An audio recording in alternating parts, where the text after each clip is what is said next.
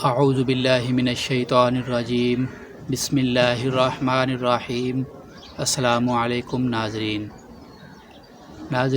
اس video میں آپ کو ایک بہت ہی خوبصورت، بہت ہی پیارے اور بہت ہی مبارک خواب کی تعبیر کے متعلق بتایا جائے گا۔ وہ خواب جس میں ہم حضور نبی کریم صلی اللہ علیہ وآلہ وسلم کی زیارت کرتے ہیں، اس خواب کی تعبیر کے بارے میں آپ کو اس ویڈیو میں بتایا جائے گا۔ تو ویڈیو شروع کرنے سے پہلے چینل کو سبسکرائب لازمی کر لیں اور ساتھ لگے گھنٹی کے نشان کو بھی دبا دیں۔ اس سے میری ہر آنے والی ویڈیو کا نوٹیفیکیشن آپ کو مفت میں مل جایا کرے گا اور آپ کوئی بھی ویڈیو مس نہیں کریں گے۔ تو آتے ہیں اپنے موضوع کی طرف۔ نبی کریم صلی اللہ علیہ وآلہ وسلم کو خواب میں دیکھنے سے متعلق دو طرح کی روایات پائی جاتی ہیں۔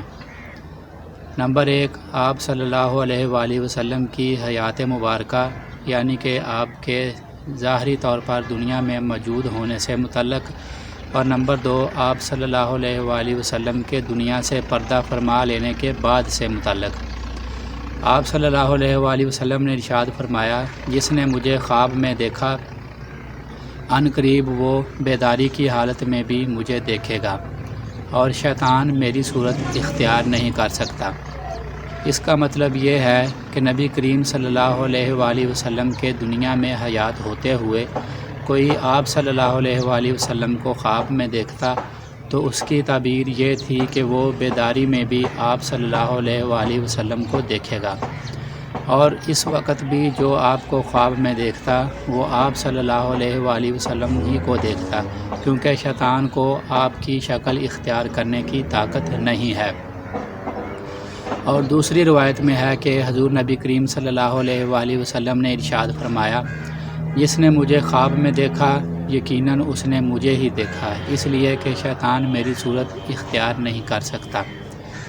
اس کا مطلب یہ ہے کہ قیامت تک یہ بات مقرر کر دی گئی ہے کہ جو آپ صلی اللہ علیہ وآلہ وسلم کو خواب میں دیکھے گا وہ آپ صلی اللہ علیہ وآلہ وسلم کو ہی دیکھے گا، کیونکہ شیطان کو آپ صلی اللہ علیہ وآلہ وسلم کی صورت اختیار کرنے کی طاقت اور قدرت نہیں دی گئی ہے۔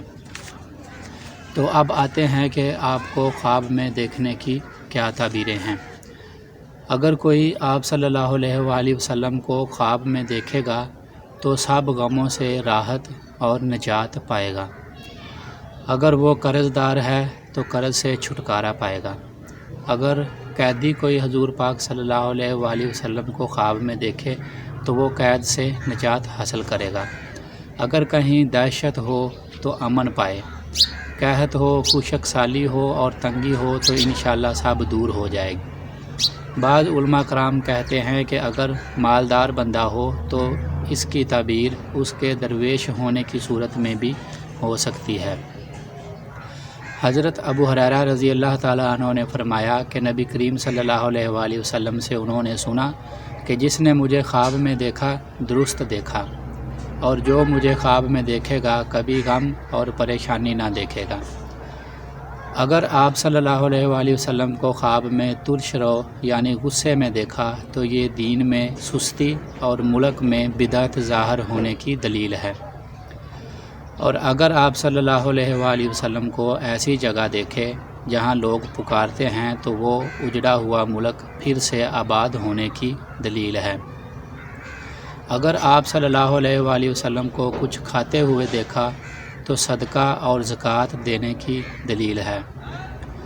اگر آپ صلی اللہ علیہ وآلہ وسلم کو مسجد میں دیکھے تو یہ بہت زیادہ نعمت ملنے کی علامت ہے۔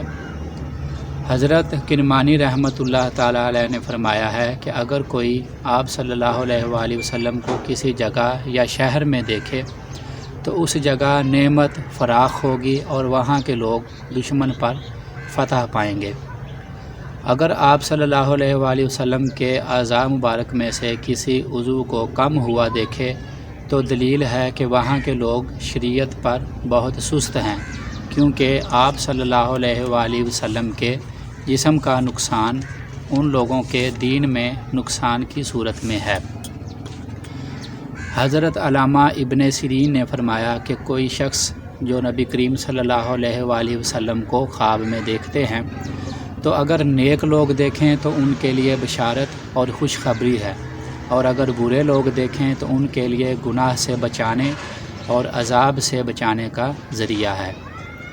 حضرت عبداللہ ابن عباس رضی اللہ تعالیٰ عنہ نے فرمایا ہے کہ اگر خواب میں نبی کریم صلی اللہ علیہ وآلہ وسلم کا جنازہ مبارک کوئی دیکھے تو یہ اس ملک میں رنج اور مصیبت بہت زیادہ آنے کی دلیل ہے، اور اگر آپ صلی اللہ علیہ وآلہ وسلم کو دیکھ کر صرف زیارت کی تو یہ بہت زیادہ مال اور نعمت اور ولایت پانے کی دلیل ہے۔ تو اللہ تعالیٰ سے دعا ہے کہ ہمیں بھی نبی کریم صلی اللہ علیہ وآلہ وسلم کی خواب میں زیارت کرنے کی توفیق عطا فرمائے، اور ہمیں روضہ رسول صلی اللہ علیہ وآلہ وسلم پر حاضری کی توفیق بھی نصیب فرمائے۔ اگر ویڈیو اچھی لگی ہے تو اس کو لائک لازمی کریں اور اپنے دوستوں کے ساتھ شیئر بھی کریں، اور چینل کو سبسکرائب بھی لازمی کر لیں۔ تو اگلی ویڈیو تک کے لیے اجازت دیجیے۔ اللہ حافظ۔ Please subscribe my YouTube channel.